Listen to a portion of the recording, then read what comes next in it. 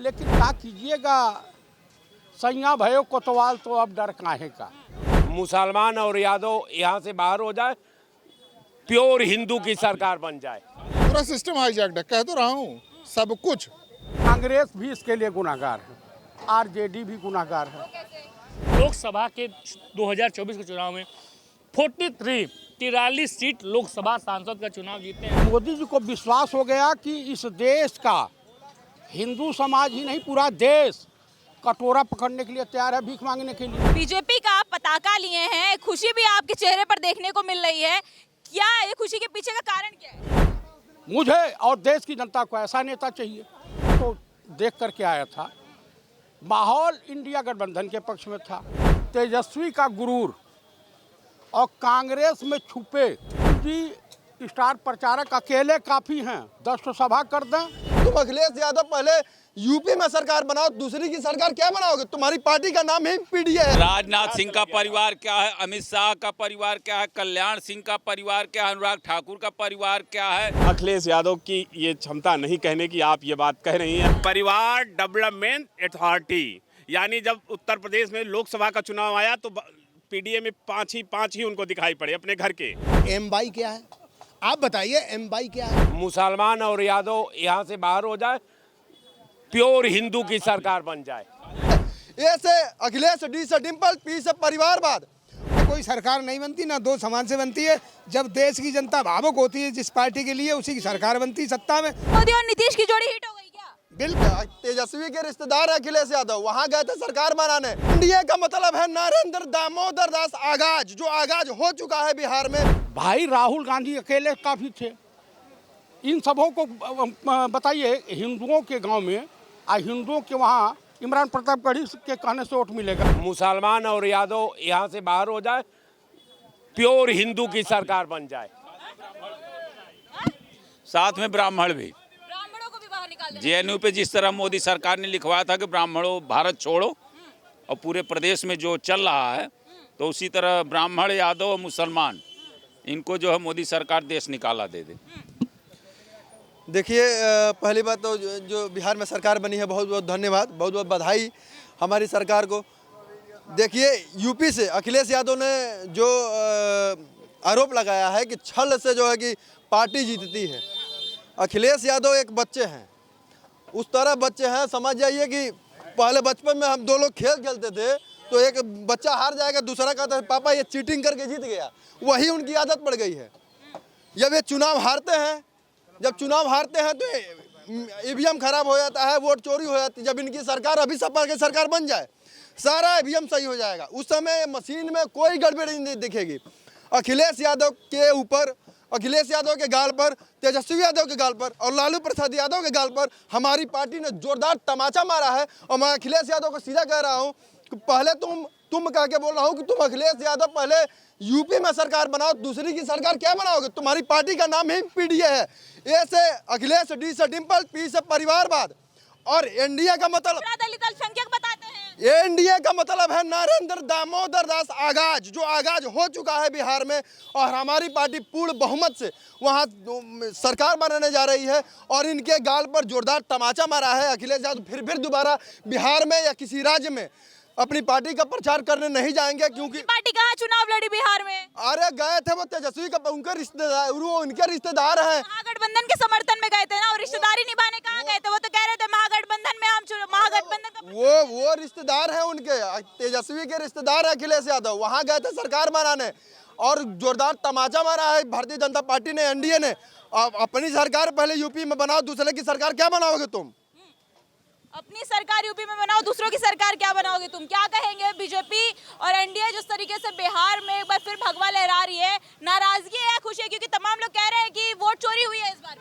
देखिए, ऐसा है कि अमित शाह जी और ज्ञानेश कुमार जी ने नरेंद्र मोदी जी से कहा कि हम आपको 101 में 101 दे देंगे, लेकिन नरेंद्र मोदी जी नाराज हो गए, बोले नहीं, कुछ तो कम करो।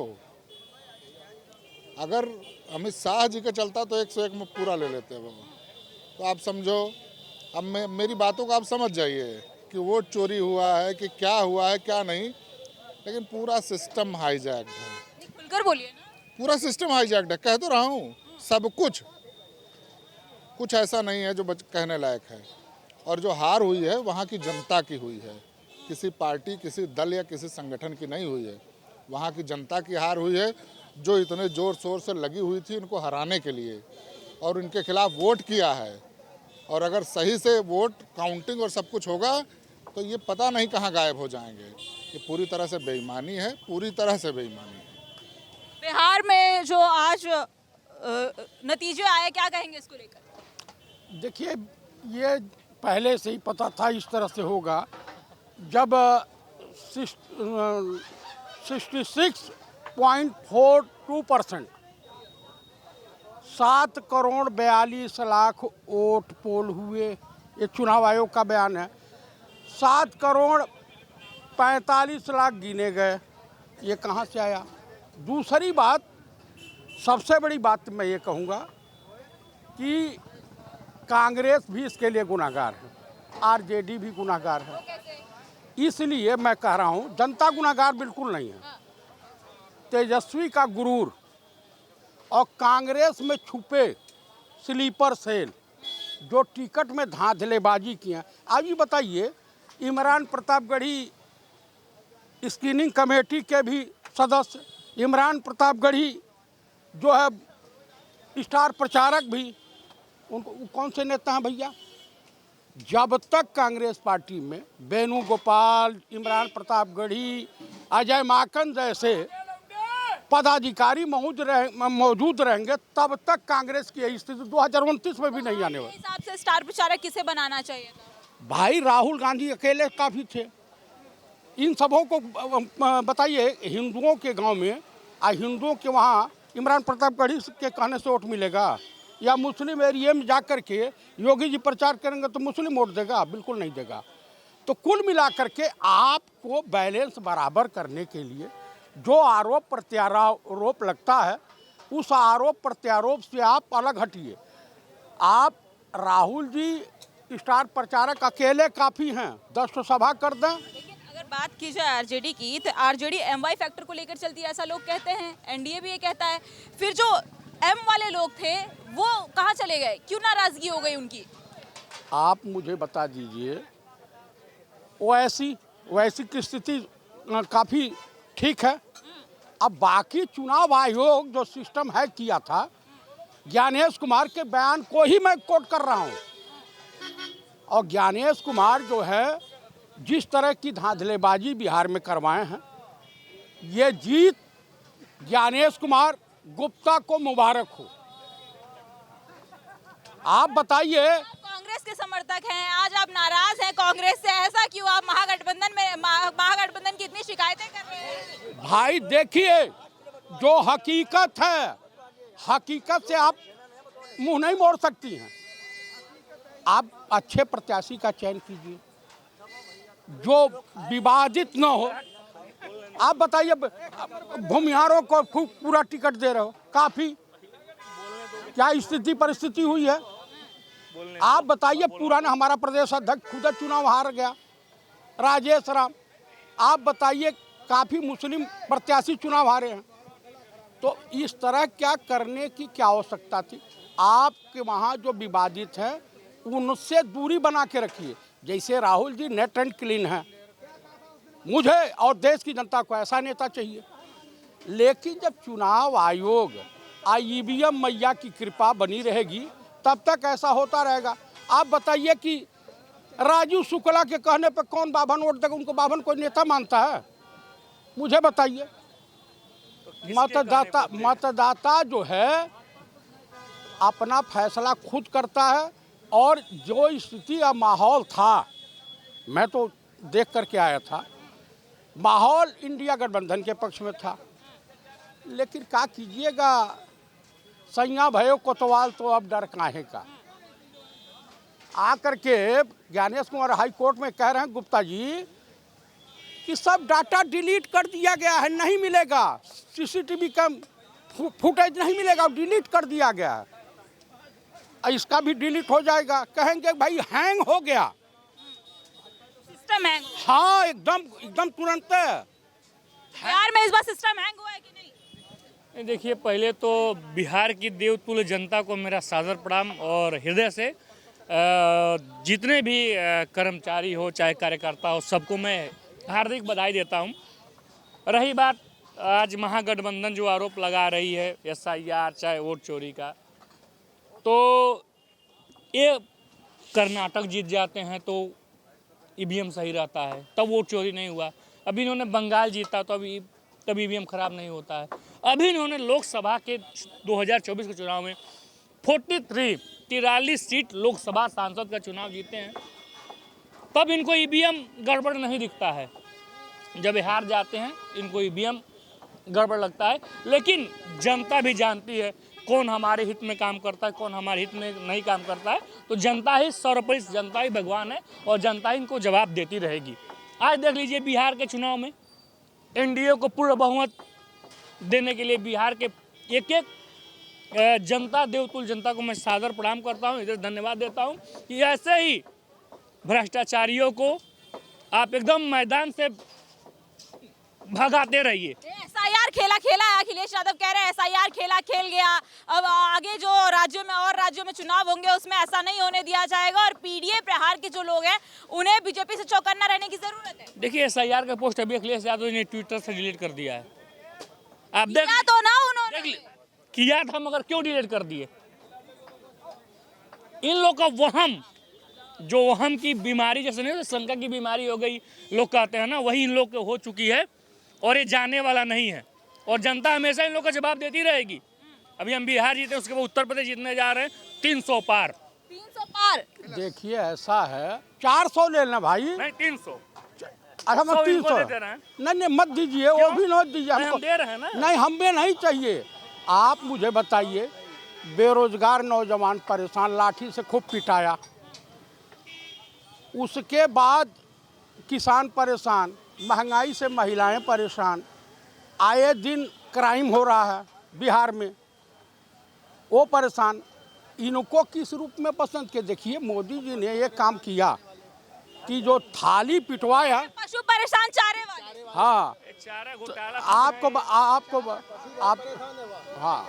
आपको बताऊं, थाली पिटवाया तो अब मोदी जी को विश्वास हो गया कि इस देश का हिंदू समाज ही नहीं पूरा देश कटोरा पकड़ने के लिए तैयार है, भीख मांगने के लिए।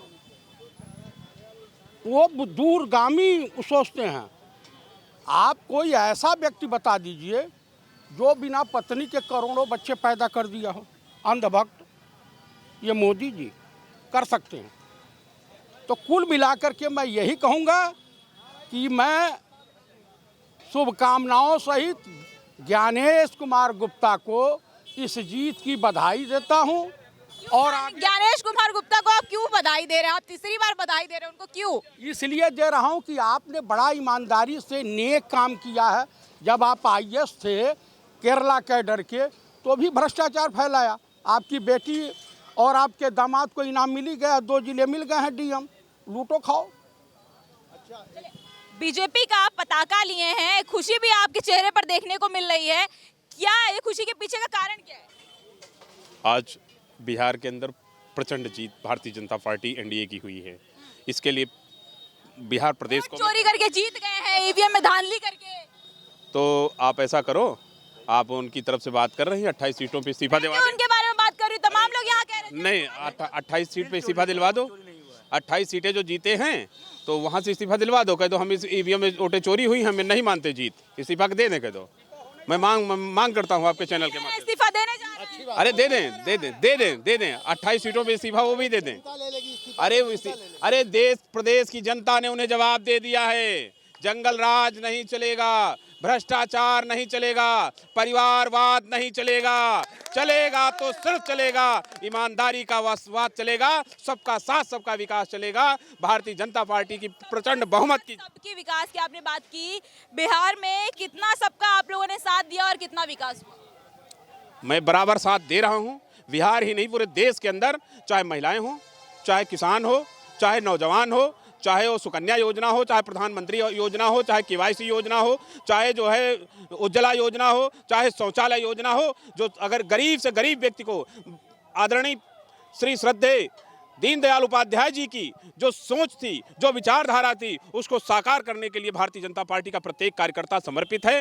भारतीय जनता पार्टी का प्रत्येक कार्यकर्ता संगठित है। भारतीय जनता पार्टी का प्रत्येक कार्यकर्ता संकल्पित है। और वो जो अंतिम पंक्ति में पंडित दीनदयाल जी की जो विचारधारा थी, पंडित दीनदयाल जी का जो सपना था कि अंत्योदय योजना जो पंक्ति के अंतिम पायदान पे खड़ा है, जो कहते थे राहुल जी के पिताजी या बाबा जी जो भी थे उनके, फिरोज खान जी या नहीं, वो राजीव गांधी जी कहते थे कि जो है हम 100 रुपया भेजते हैं तो 86 रुपये बीच में गायब हो जाता है, 16 रुपये ही 14 रुपये ही जो है पहुंचता है। आज हम जनके की चोट पे कहते हैं कि 100 रुपये भेजते हैं तो 100 रुपये किसान के खाते में, 100 रुपये बहन जी के खाते में, उज्ज्वला योजना के तहत 100 रुपये बहनों के खाते में, शौचालय में, पीएम किसानों की निधि में जो देते हैं वो पाते हैं। अखिलेश यादव कह रहे हैं एसआईआर खेला कर गया, आप लोग खेला कर गए हैं चुनाव आयोग के साथ मिल करके। अखिलेश यादव की ये क्षमता नहीं कहने की आप ये बात कह रही हैं। अगर आप इंटरव्यू आज लेके दिखा दो अखिलेश यादव को तो मैं आपको एंकर मान जाऊंगा।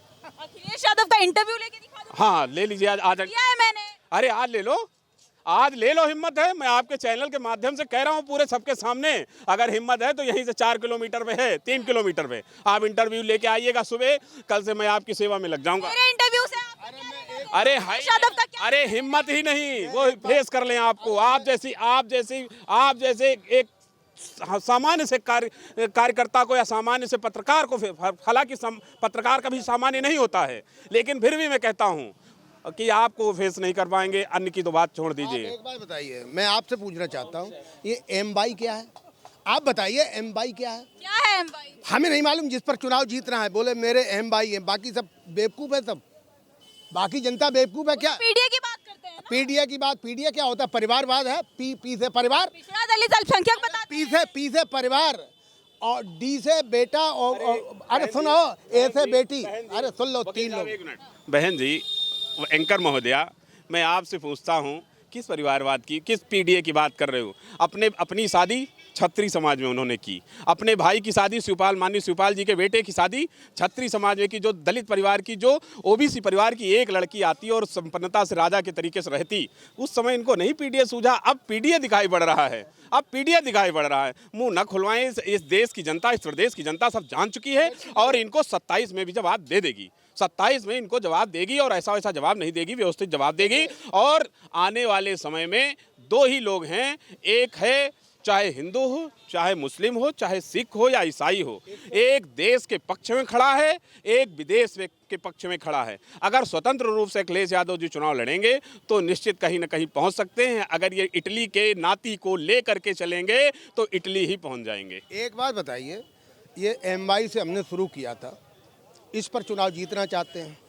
उसके बाद पप्पू महाराज कहते हैं कि फौज, हाँ पप्पू महाराज कहते हैं कि फौज में बताइए कितने ठाकुर हैं, कितने ब्राह्मण हैं, कितने दलित हैं। ये आप फौज को बांटना चाहते हो? क्या मतलब? फौज का सिपाही हमारे लिए माननीय है, चाहे वो दलित है चाहे जो भी है, हमारे लिए वो सर आंखों पर है। हम उसमें भेदभाव नहीं करते हैं। और भारत की जनता ये जान चुकी है कि नवाब फेल जो बोल नहीं पाता है, 3 बार हंसता है बोलने में, एक शब्द को बोलने में 3 बार हंसता है, हिचकता है, उसको आप मुख्यमंत्री प्रपोज कर रहे हो। वो क्या देश का भला करेगा जो 9th पास नहीं कर पाया? उपदेश का भला करेगा? बिहार का भला करेगा? और दूसरी बात आप ये समझ लीजिए, ये लोग चुनाव लड़ते हैं जातिवाद पर। पीडीए क्या है?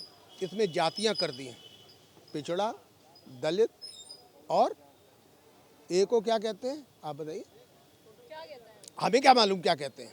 तो आप बता रहे हैं तो आप बताइए क्या? हम तो इतना, हमें तो पिछड़ा दलित अल्पसंख्यक ही पता है, क्योंकि समाजवादी पार्टी पिछड़ा दलित अल्पसंख्यक कहती है। अब कितनी लोग पीडीए को जानते हैं? अंग्रेजी पढ़े होंगे जो एब्रीविएशन कर दें पी का। आप पीडीए का मतलब क्या है इनको बताइए।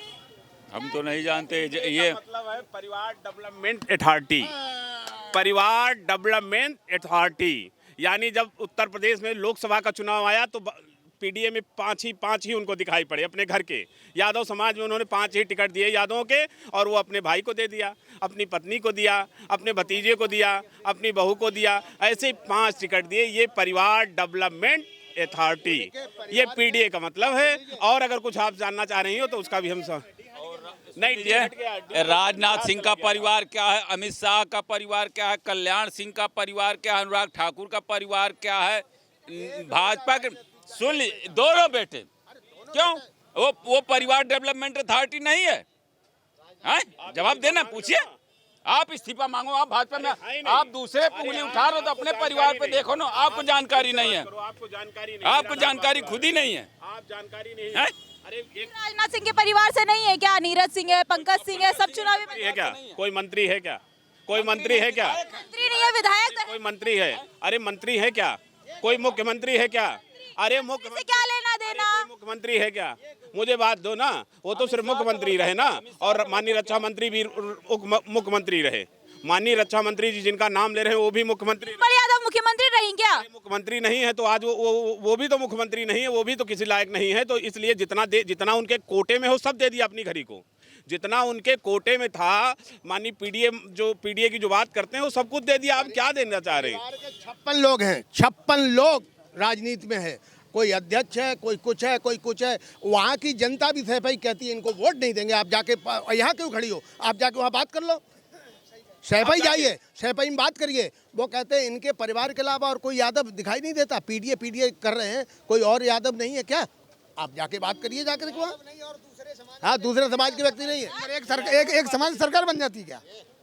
एक समाज से कोई सरकार नहीं बनती, ना दो समाज से बनती है। जब देश की जनता भावुक होती है जिस पार्टी के लिए, उसी की सरकार बनती सत्ता में। अगर जो पार्टियां अपने परिवार को देखती थी, इसीलिए तो बिहार में ये जो देखने को मिल रहा रिजल्ट क्या मिला, ये सही रिजल्ट मिला है कि बिहार की जनता आज बिहार की जनता नहीं है। बिहार की जनता वो जनता नहीं है जो पहली सरकारों में वोट देते थे ये लोग। बिहार की जनता आज जागृत हो चुकी है और मोदी जी के दिलों में राज करती है ये देश की जनता। और मोदी जी का कहना है कि हमारा परिवार कोई नहीं है, पूरा देश परिवार है, और देश के अलावा किसी दूसरे के लिए वो काम करना नहीं चाहते।